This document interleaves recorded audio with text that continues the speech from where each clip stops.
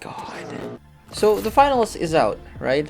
I myself has been pretty excited for this game since it was first announced, and now that it's out, I installed it and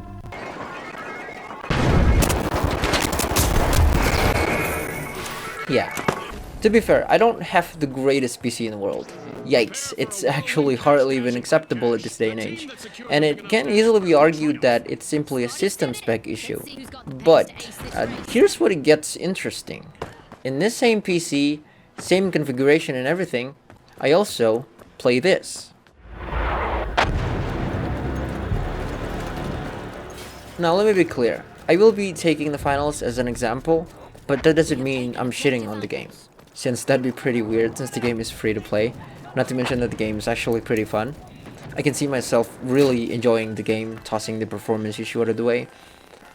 Now anyway, this is the question. Why is this game so much more intensive to run than a game that looks so much better with much bigger map and a shit ton more players? Now, it can be argued that, oh, that game is old, it don't have all the new cool tech and that this one has, so of course it's less demanding. But I say that's a total BS, because, my friend, that is exactly the problem. So let's just break it down, alright? So in this scenario, both games suffers from CPU bottleneck. Sorry, that's all I have. And fluctuating GPU usage, but it's hovering around the same numbers. The finals uses around 12 to 13 gigabytes of RAM, while Battlefield 1 only uses around 9 gigabyte. The finals is an arena FPS game. The map is actually pretty big, and you have 9 players in the match. Meanwhile, Battlefield 1, it's a full-on battlefield with 64 players in it. So if I were just to give you that piece of trivia, theoretically, which of the two is more demanding than the others? Honestly, you can ask this to a random person on the street, and it'd be rather ridiculous if they don't answer with the latter. So again, the point is, why?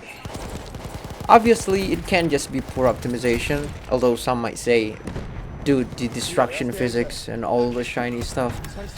Alright, so let's go to a rather more controlled space, and no other players, so the load on the GPU would be less significant. And let's just not destroy anything, right? Or let's just destroy things.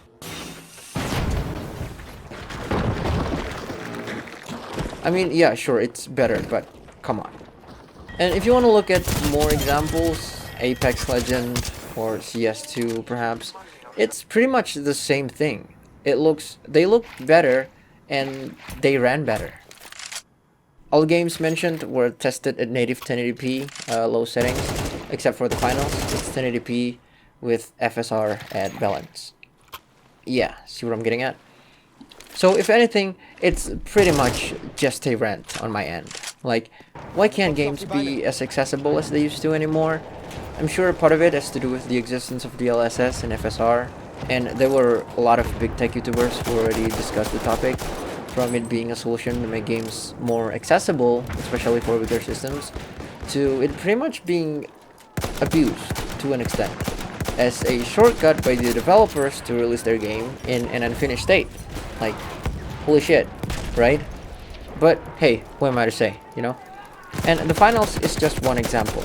It's a great fun game, but I feel like it kind of fell short in accessibility, as it seemed like more and more developers are so focused on making their game look incredibly good with the realistic visual, or look how shiny it is and all that. It's getting so unnecessarily intensive to run, or it's simply not optimized and oh look FSR or DLSS, I don't know. In conclusion, I fully understand, despite the love and passion that all these developers had put into their work, it's still a business nonetheless. They have investors to satisfy and deadlines to meet and everything, and it'd be so naive and wishful for me to think that they would make the game as optimized as possible to even run on a literal potato, despite all the crazy new graphical and physics text that's being implemented in the game. To, you know, run on a system that's practically dead at this point, because not everyone can upgrade their systems like snapping a finger or something like that. But hey, I just miss the days when excitement towards the new game release didn't include worrying about horrible performance from poor optimization and stuff like that. I don't know. Anyway, have a great day, folks, and I'll see you in the next one. Take care.